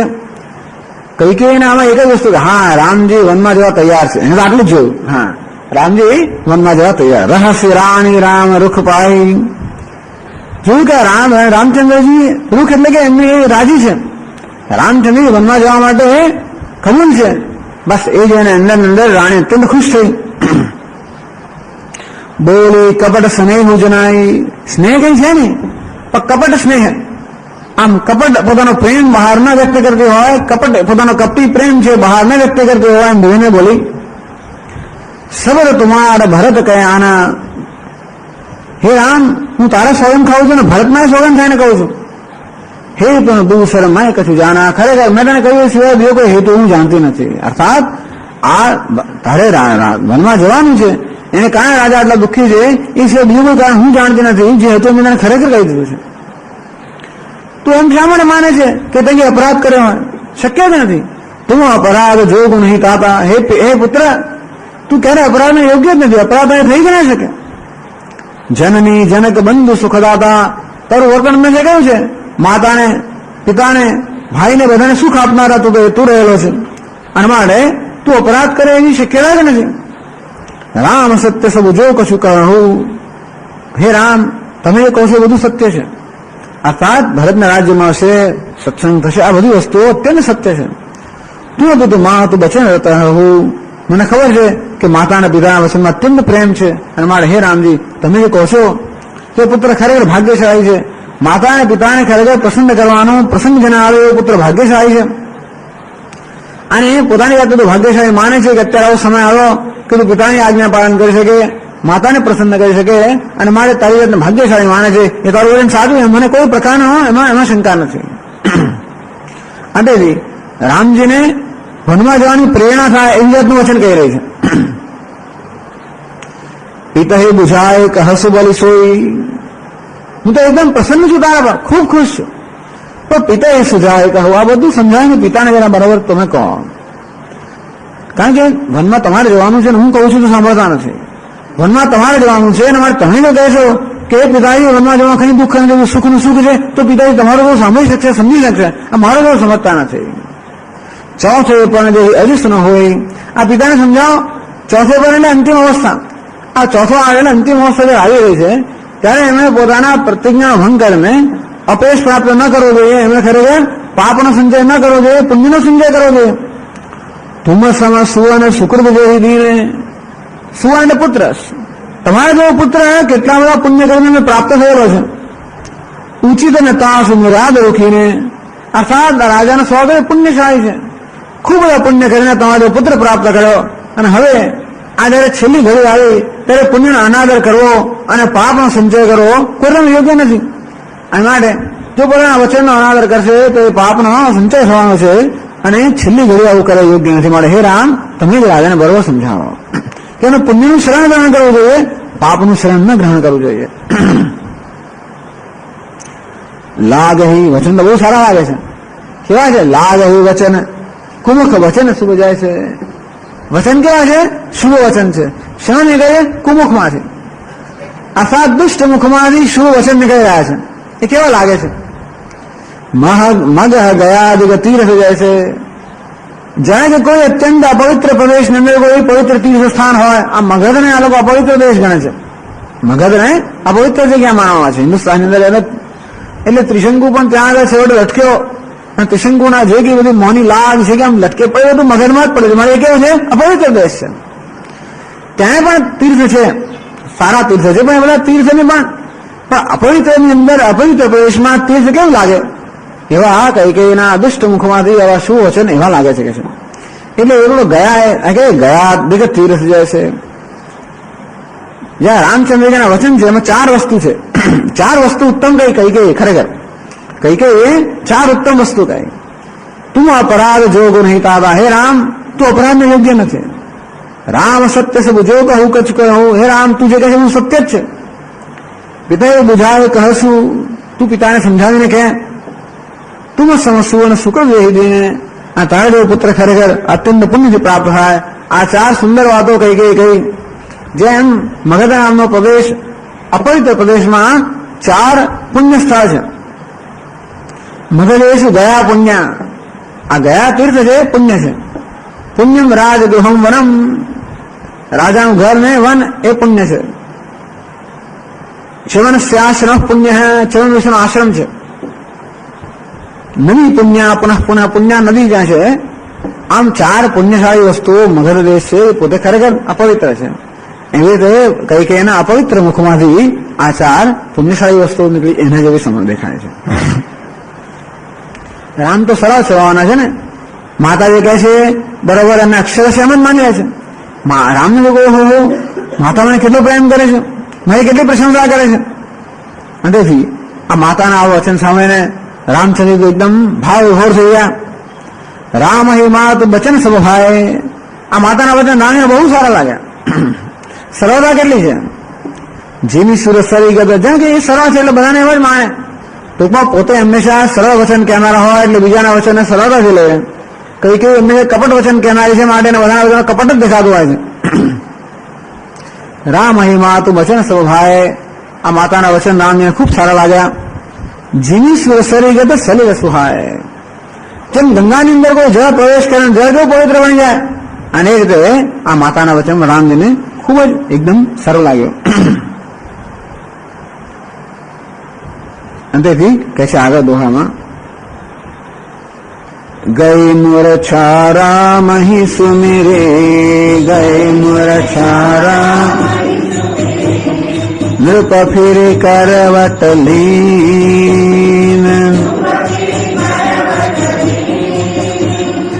सचिव राम आगमन कहे, सचिव विनय समय समकीन।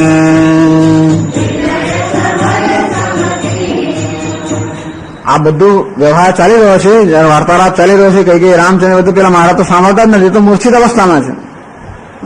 આ પ્રસંગે કઈ મૂર્છા, એમને કઈ એમની મૂર્છા ગઈ એટલે ભાનમાં આવ્યા રાજા. રામ હે સુમિત, જો ભાનમાં આવ્યા એટલે પહેલું સ્મરણ કરો, રામ રામ રામ, રામનું સ્મરણ કર્યું. મૃગો ફેરી કરવટ લીન, એમણે પાછું પરખું ફેર્યું. રામનું સ્મરણ કરતા રાજાએ પરખું ફેર્યું. એટલે સમુદ્રમાં બહુ સાંભળે છે આ બધું. સચિવ રામ આગમન કહી, તો સમુદ્ર રામને બોલાવવા માટે ગયેલા, ત્યારે મૂર્છા થઈ આવી ગયેલી. હવે જોયું કે એમણે પાછું બદલ્યું અને માટે ભાનમાં આવ્યા છે. અને રાજા ભાનમાં આવ્યા છે એટલે સુમંત્ર એમને કહે છે, હવે અત્યારે સમય એકદમ કેવો છે, બહુ નાજુક સમય છે. અને એટલા માટે રાજા મંત્રી એટલું જ કહેવા માંગે છે જેટલું અત્યારે યોગ્ય હોય છે, વધારે એક અક્ષર બોલવા માંગતા નથી. સચિવ રામ આગમન કહી, સચિવે એટલું જ કહ્યું કે મને રામને બોલાવવા મોકલેલો, રામ આવી ગયા છે. વિનય સમય સમખીન, અને આ સમયને અનુકૂળ જેટલું કહી શકાય એટલું જ ખાલી મંત્રી બોલ્યા કે રામચંદ્રજી આવી ગયા છે. હવે દશરથ કેવું છે રિએક્શન એ કહે છે આગળ, અવનિપ અકની રામ પગુધારે, અવનિપ અકની રામ ધરે ધીરજ તબ નયન ઉઘારે,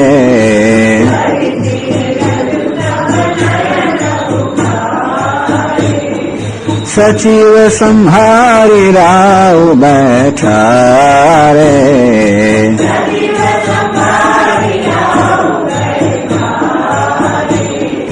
ચરણ પરત નૃપ રામ નિહારે,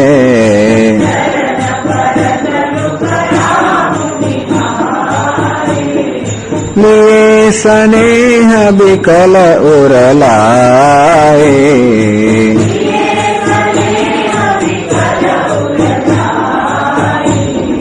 ગયે મને મન હુફનિક ફેરી પાએ,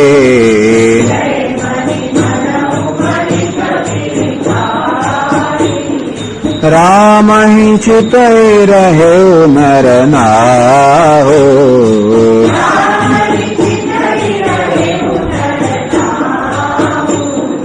ચલા બિલોચન બારી પ્રવાહો,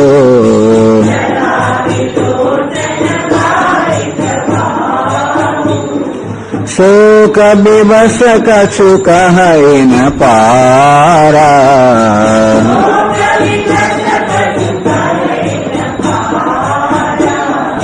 હૃદય લગાવત બારહી બારા,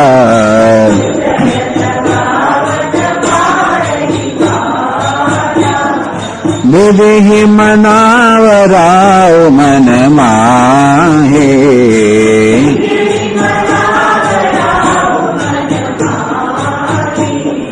જય રઘુનાથ ન કાનન જાએ,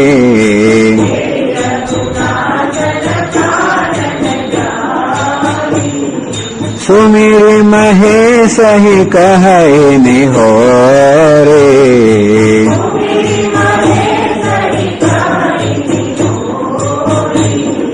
વિનતી સુનહુ સદા શિવ મોરે,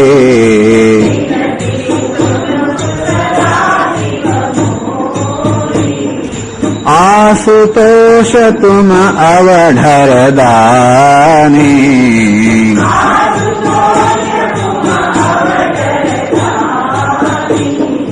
આરતી હરહુ દીન જનુ જાની,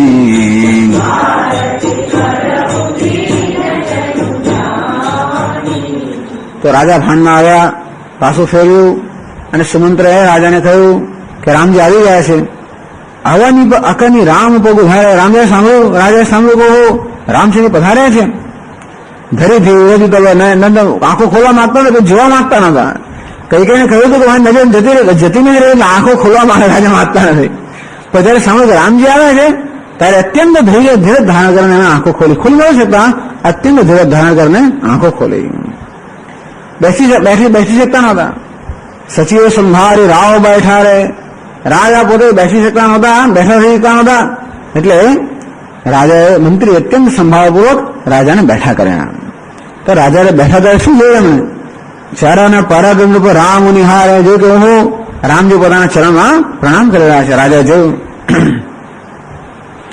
લીએ સ્નેહ બિકલ ઉરલાઈ, સ્નેહ અત્યંત સ્નેહથી વ્યાકુળ થઈ ગયા રાજા. રામજીને એમણે હૃદય સદા ચાંપી દીધા. ગઈ મની મન ફંક ફીરી પાય. એ મિલન કેવું છે? સર્પનો પેલો મણી ખોવાઈ ગયા હોય અને એકદમ ખોવાઈ ગયેલો મણી સર્પને પાછો મળે અને કેવો એને આનંદ થાય. બસ પોતાનો ખોવાઈ ગયેલો મણી. રામ કેવા છે? રઘુકુળ મણી સમાન છે. અને ખોવાઈ એટલા મળી ગયા કે રાજાને એમ કે જેવા રામજી સાંભળે છે સીધા સીધા ચાલે જશે, અહીં આવશે પણ નહીં. ઓહો, સીધા ચાલે નથી ગયા, અહીં આવ્યા છે. જાણે મણી પોતાના પાછો ના મળે હોય અત્યંત આનંદ છે. એમને વારંવાર છાતી સદા ચાંપે છે. રામ અહીં ચિતરી રહેવું નરનારી, બસ જોયા જ કરે છે. આ નરનાહુ એટલે રાજા રામજીની સામે બસ એક ટસે જોઈ જ રહ્યા છે.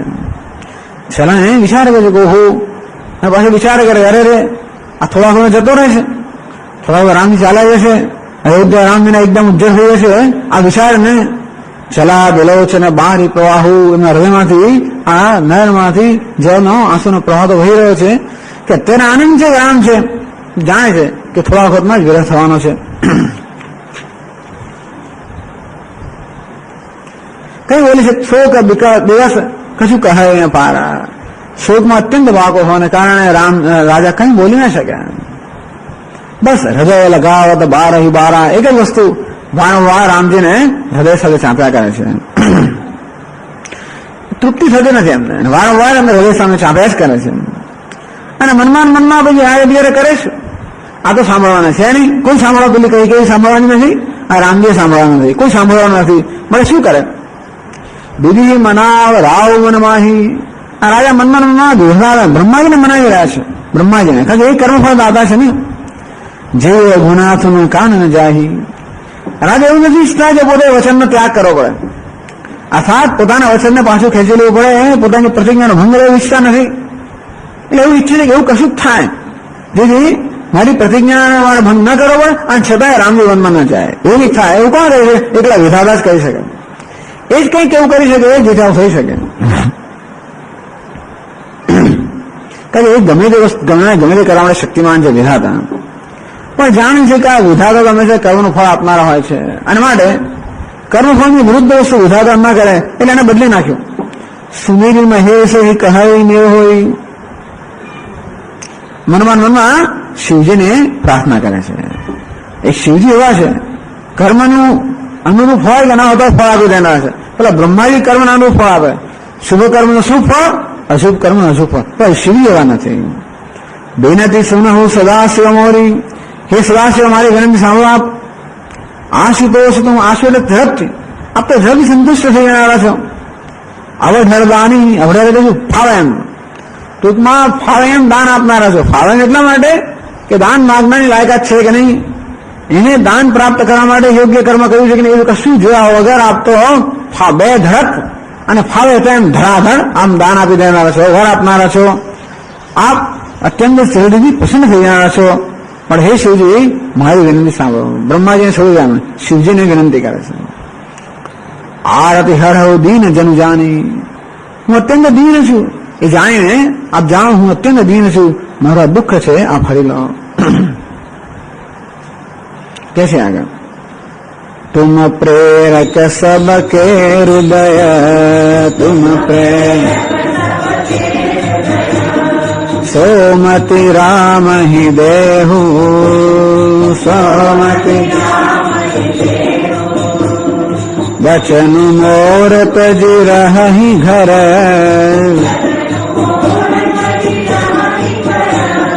परिहरिशील स्नेहु.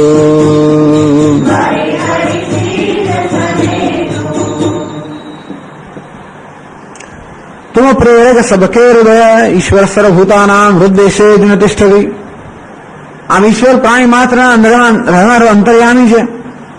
હે ભગવાન, તુમ પ્રેરક સબકે હૃદય, આપ તો સર્વના હૃદયમાં નિવાસ કરીને સર્વને પ્રેરણા કરનારા છો. સો મધ્ય રામ હિ દેવું, અત્યારે આપની પ્રેરણાથી રામ કેવા છે તો કે ધર્મનું પાલન કરનારા છે, સત્ય સુંદર છે, ધર્મ પાલક છે. એ કોને કારણે? આપની જ પ્રેરણાને કારણે. તો આપ જ કંઈક પ્રેરણા બદલો આવે, બીજું શું થાય? અને તેથી રામ તો અત્યંત આજ્ઞાકારી છે, શીલના અને સ્નેહના સમુદ્ર છે. આવી આપની મહાન કૃપા છે. પણ આ બધા આજ્ઞાકારીપણું અત્યારે મુશ્કેલ થઈ ગઈ છે. રામ મહાન આજ્ઞાકારી છે, એમનું અત્યંત એમનું ચરિત્ર અત્યંત શ્રેષ્ઠ છે, અત્યંત પ્રેમવાળા છે. આ બધું છે એ આપની કૃપાથી છે, કારણ કે આપ હૃદયમાં રહીને પ્રેરણા કરો છો માટે છે. પણ એ ભગવાન અત્યારે આ બધો પ્રેમ અને આ બધું આજ્ઞાકીતપણું અત્યારે મારા માટે મહાન અવરોધ થઈ પડ્યું છે. અને તેથી આપ એની બુદ્ધિ ફેરી નાખો. અને તેથી હું કહું કે તું વનમાં જાય તો પણ ના જાય, એવી બુદ્ધિને ફેરવી નાખો કે હું કહું તું વનમાં જા, હું આજ્ઞા આવું તો પણ ના જાય. ઉભા થઈને કે તમે મને આજ્ઞા કેમ આપો છો વનમાં જવાની? મેં શું અપરાધ કર્યો? પેલા અપરાધ મારો કયા અપરાધથી મને સજા આપી રહ્યા છો? શું મારો અપરાધ છે પેલા કહો, પછી હું જોઉં મારે નક્કી કરું મારે તમે આપની આજ્ઞાનું પાલન કરવું. એવું કોઈનું ઉભા રહે હવે એની મતી ફેરવી ના કરો. એવું કઈ કહેવાય પિતાને, તો પિતાને પણ કહેવાય, ગુરુને પણ કહેવાય. ગુરુ અવલિપ્ત કાર્યાકાર્ય મજાનત ઉત્પત્થ પ્રતિપન્નસ્ય પરિત્યાગો વિધિવતે. કોઈ કહે રામની ધર્મનું પાલન કરનાર હોય, પિતાને આવો પ્રશ્ન ક્યારે કરી શકે કે આપ મારો અપરાધ બતાવો પછી જ મનમાં જાઉં આપની આજ્ઞાનું પાલન કરો? તો કે હા, અમુક સંદર્ભમાં આ વસ્તુ પણ ધર્મને અનુરૂપ છે. ગુરુ અવલિપ્ત ત્યારે ગુરુ પણ વિષય લુપ્ત બની જાય, ગુરુ પણ વિષયાસક્ત બની જાય. કાર્ય મજાનત શું કરવું જોઈએ શું ન કરવું જોઈએ એ ગુમાવી રહેશે. ઉત્પથ પ્રતિપન્નસ્ય અને ઉન્માર્ગગામી અર્થાત એ પણ સત્તા સન્માર્ગગામી હોવા જોઈએ. એના બદલે એ અધર્મના માર્ગનું ગમન કરે. પરિત્યાગો વિધિવતે, આપણા ધર્મશાસ્ત્રમાં આવા ગુરુનો ત્યાગ કરવો જોઈએ. એટલે ગીતા અને ગુરુ આવા એ પણ ત્યાગ કરવો. જેમ કે પ્રહલાદે પિતાનો ત્યાગ આમ કેમ થાય? પિતા આવો હોવાને કારણે ત્યાગ કર્યો. વિભીષણે ભાઈનો ત્યાગ કરે, આવું અધર્મ છે. જો આપણા શાસ્ત્રોમાં કઈ વિરુદ્ધ વસ્તુ છે. રામચંદ્રજી પિતાની એક નાનકડી આજ્ઞાનું પાલન કરીને 14 વર્ષમાં વનવાસ થયો છે. ત્યારે પ્રહલાદ ભગવાન મહાન ભક્ત અને પિતાની આજ્ઞાનું ઉલ્લંઘન કર્યું. લક્ષ્મણ રામચંદ્રજીના 14 વર્ષ સુધી એમણે એની સેવા કરી. અને એ જ રામાયણમાં વિભીષણે પોતાના ભાઈની આજ્ઞાનું ઉલ્લંઘન કર્યું, ભાઈનો પણ ત્યાગ કર્યો. માતાની આજ્ઞાનું પાલન કરવું જોઈએ, ક્યારે માતાને દુઃખી ન કરવું જોઈએ. ભરતે માતાનો પણ તિરસ્કાર કર્યો. ત્યારે કુટુંબ પતિને ના છોડ્યો, ગોપીઓ એને પણ છોડી દીધો. ટૂંકમાં આપણને જે ઉપદેશ કરે શાસ્ત્ર એ બધાની વિરુદ્ધની વસ્તુઓ ત્યાં શાસ્ત્રમાં છે. આવું કેમ? એટલા જ માટે આવું કહે છે કે ગુરુ હોય કે પિતા હોય કે અત્યંત માન્ય હોય, પરંતુ એમ જણાય કે એમનું ગુરુ પણ રહ્યું નથી, પિતા પણ રહ્યું નથી, તો એમનું પણ ત્વરિત ત્યાગ યોગ્ય છે. અને આ પિતા પણ નથી, કોઈ પ્રકારના અપરાધ વગર આવી રીતે 14 વર્ષ વનમાં મોકલી દે. અને જે રાજનીતિ અનુરૂપ કે જ્યેષ્ઠ પુત્રને રાજ્ય મળવું છે બદલે એને પછીના પુત્રને રાજ્ય આપે. આ પિતા કાર્યનું જે વિવેક નથી એમનામાં. અને આ સ્ત્રી છે એના મોહમાં ફસાઈને આવું કહે છે મારે વિષય ગામી થઈ ગયા. બધી જ રીતે દશરથ રાજાના જે વર્તન છે એ પિતાને યોગ્ય નથી, પિતા હોવાને યોગ્ય પિતાને અનુરૂપ નથી. અને માટે રામચંદ્ર જયારે ત્યાગ કરે તો ધર્મની વિરુદ્ધ નથી. પણ હે શિવજી, આવા રામને અભિપ્રેરણા કરો કે આ પ્રકારનો ધર્મ પિતાની આજ્ઞાનું પાલન કરવાનું ધર્મ નહીં, તો પેલો ધર્મ કયો છે કે પિતાની આજ્ઞાને પણ ખરેખર તમારે પડકારવી જોઈએ. બસ એવો ધર્મનું પાલન કરે. હું કહું કે તું બનવા જા અને કે હું બનાવી દઉં, બસ આવું કંઈક કરો. શિવજીને પ્રાર્થના કરે છે. આપ સર્વના અંતરના અંતર્યામી છો, સર્વને પ્રેરણા કરનારા છો, માટે આપ એની અભિપ્રેરણા કરો. બચનું મોર તજી રહે ઘર, બચનું મોર તજી હું એની આજ્ઞા કરું, એ આજ્ઞાનો ત્યાગ કરે, આજ્ઞા ઉલ્લંઘન કરે અને ઘરમાં રહી જાય. પરિહરી શીલ સ્નેહું, શીલ એટલે ચરિત્ર અને સ્નેહ બંનેનો ત્યાગ કરે. રામચંદ્ર તમે એવું કરો કંઈક કે ભ્રામયંશર ભૂતાની યંત્રારૂઢાની માયા. ઈશ્વર સ્વરા હવે ને બધાને જાણે યંત્ર પર ચડાવેલા પેલા પુતળાનો હોય એમ ઘુમાવી રહ્યા છે. તો આ રામમાં જે શીલ છે, શીલ એટલે સુચરિત્ર અને સ્નેહ છે, એ આપની પ્રેરણા છે. બસ પરિહરી શીલ સ્નેહું, કે એનું શીલ એટલે સુચરિત્ર અને આ સ્નેહ બંધનો ત્યાગ કરીને ઘરમાં રહી જાય, મારી આજ્ઞાનું ઉલ્લંઘન કરે. હે ભગવાન આપ એવું કંઈ કરો. હવે એની કલ્પના કરે દશરથ રાજા આગે રાજા સૂર્યને કે હે સૂર્ય તું મારા કોઈનો ગુરુ છે, તારો ઉદય જ ના થાય એવું કર દો. અશક્ય વસ્તુઓ રાજા વિચારી રહ્યા છે, બીજું એની પાસે કોઈ સાધન જ રહ્યું નથી. આમ રાજાને અત્યંત શોકમગ્ન, અત્યંત વ્યાકુળ હૃદય આવક પરિસ્થિતિનું તુલસીદાસજી વર્ણન કરે છે. ઓકે. ઓમ પૂર્ણમદઃ પૂર્ણમિદં પૂર્ણાત પૂર્ણમુદચ્યતે પૂર્ણસ્ય પૂર્ણમાદાય પૂર્ણમેવાવશિષ્યતે. ઓમ શાંતિ શાંતિ શાંતિ. હરિ ઓમ શ્રી ગુરુભ્યો નમઃ. હરિ ઓમ.